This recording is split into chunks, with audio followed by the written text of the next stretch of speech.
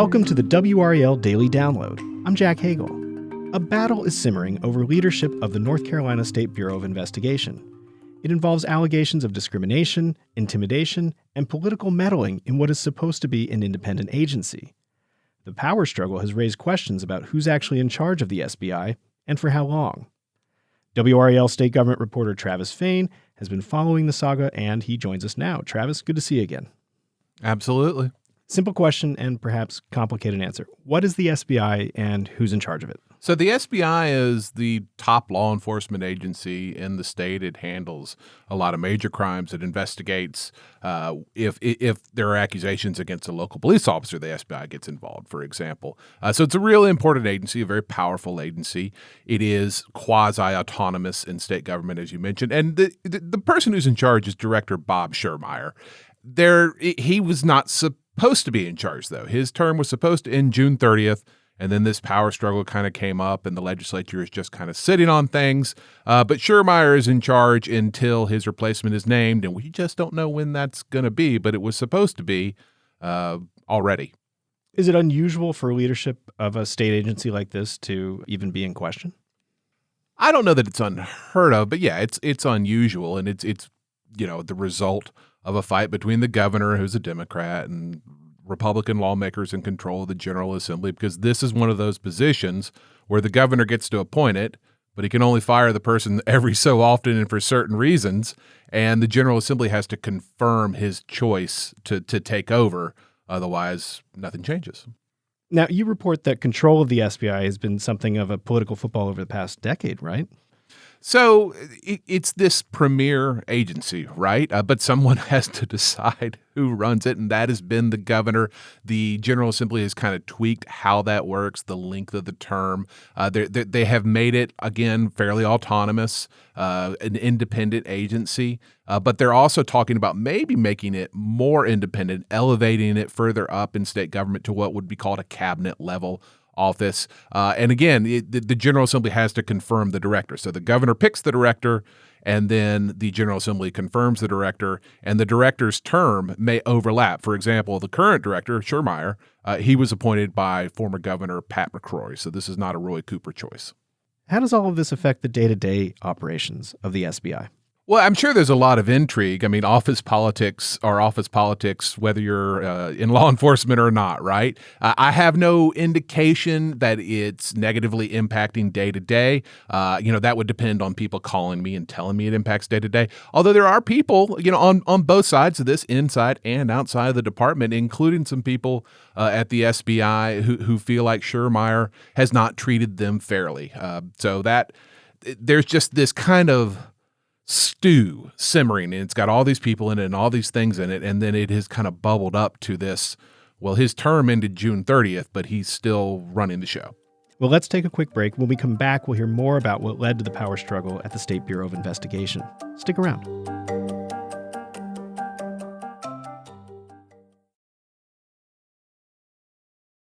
Welcome back to the WRAL Daily Download. We're talking with WRAL State Government reporter Travis Fain about leadership at the North Carolina State Bureau of Investigation.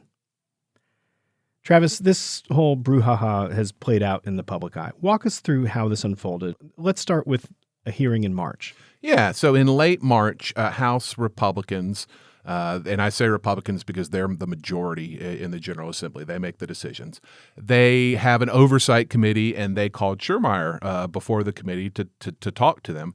And he said that he felt like Governor Roy Cooper's administration, like top officials, Cooper's chief of staff, his in-house attorney, they came to see him, and he felt like they were pressuring him to resign so that Cooper could appoint a replacement earlier than he normally would have been. We said, Schirmeyer's term was supposed to end June 30th. This was actually a couple of years ago. So this has kind of been simmering for a while. So he felt like that was political interference.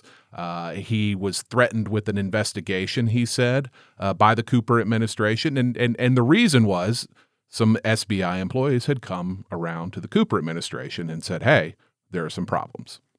And after that hearing, you got curious. You wanted to look into these allegations. What did you find out? So I've talked to a number of current or former SBI officials, and I'll leave it at that because I've given these people anonymity, and they have complained of a number of things. There is an attorney in Charlotte who confirmed that an EEOC complaint, so an Equal Opportunity Commission complaint, is pending against Schurmeyer, alleging, quote, multiple instances of race and gender discrimination. Schurmeyer is white, and there have been some questions about whether or not his promotion decisions and the promotion decisions kind of made below him on his behalf have been fair to people of color, to women. And I don't think that has all been hashed out, but that's the underlying issue here that the Cooper administration says it was responding to when these conversations happened with Schurmeyer that he felt like were political interference. And what does Schurmeyer have to say about these allegations? That they're essentially not true, that he is, has been good at his job, that he has been fair. He has pointed to some statistics of, this many women, this many people of color promoted. They're all kind of divided up. He has his own attorney. He says he's fighting the EEOC complaint. And he basically he has a long career in law enforcement. He was in Charlotte with the department there before this. And a number of people have vouched for him. And in the months following, we started to hear more from Cooper's people about these allegations. What did they have to say? They said that they had serious concerns. Basically some of the people that I think I've spoken to had come forward in recent years to the Cooper folks and said, hey, there is a real problem at the SBI. And so then it's a question of, well, you can only fire the director for real specific reasons. They're laid out in state code. And I guess the governor felt like none of this rose to that level, but it did rise to a level where he sent his chief of staff over, because I'm sure she didn't go on her own accord, to have this conversation with the director. And it kind of boils down to this. Did the Cooper administration, as Schurmeyer suggests, as a lot of Republicans in the General Assembly suggest, try to just pressure this guy out so he could get his own person in? Or did the Cooper administration hear legitimate concerns and legitimately say, well, we've got to talk to this guy about this and try to address them? Everybody seems to agree that at some point, Schurmeyer was told, boy, this really seems like it needs a third-party investigation to get to the bottom of it. Boy, won't that be messy. Maybe you should just resign. So fast forward to a couple weeks ago. Schurmeyer's term technically ended on June 30th. You got an email about that. It was forwarded to you from inside the SBI. What did it reveal? It said that the day before his term was set to end, which was a Friday, on that Thursday, he emailed all employees at the SBI and said, hey, I'm staying on until the General Assembly confirms my replacement. The governor had named a replacement, I think a month or so ago. I can't remember the timing on that. Forgive me. But Schurmeyer said, look, the General Assembly hasn't even scheduled hearings to confirm this potential replacement. So I'll stay on until either the General Assembly confirms a replacement or takes some other action. And that's kind of interesting, what that other action might be. Now, Cooper, as you mentioned, has nominated a successor to Schurmeyer. Where does that stand? So it just kind of sitting there. The man's name is Chip Hawley, Roger Chip Hawley. He is currently the head of the chief of the Capitol Police. So the governor's office is in the Capitol downtown. There, it has its own police force. It's not huge, but it is there. And he's well respected, and he's had some meetings with individual lawmakers, but they haven't invited him over for this hearing. And what may end up happening, at least there is talk of it at the General Assembly, is Republicans could pass legislation that essentially extends Schurmeyer's term. No guarantee. Senate Republican leader Phil Berger, one of the most powerful people down at the General Assembly, he confirmed to me that has been discussed.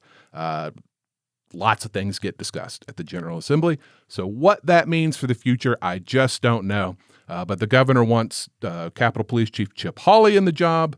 There are some Republicans who want Bob Schurmeyer, who was appointed by Pat McCrory, to stay in the job. And I'm sure there's a third option out there somewhere. There always is. And the allegations against Schurmeyer, where do those stand and what happens next? That is an open question and a good one. I mean, the EEOC, the Equal Opportunity Commission complaint, we're told is pending. That process plays out largely in secret. I don't know what we will or won't learn about that as it goes forward. And of course, if he steps away from the job, if the governor's replacement comes in, things tend to lose momentum at that point. So I just don't know exactly how valid all these concerns are and what will happen with them. There are too many known unknowns at this point for me. Well, we know that you'll continue to watch and keep us up to speed as this unfolds. Thanks, Travis. Thanks for having me. That's WRAL State Government reporter Travis Fain. For his coverage of the SBI and its leadership battle, visit nccapital.com. I'm Jack Hagel. Thanks for joining us, and thanks for listening to the WRAL Daily Download and for making us part of your morning routine. Another great way to get WRAL news is the Morning Briefing newsletter. It's a daily email with Triangle news, events, and headlines to help you get ready for the day. Sign up at WRAL.com/newsletter.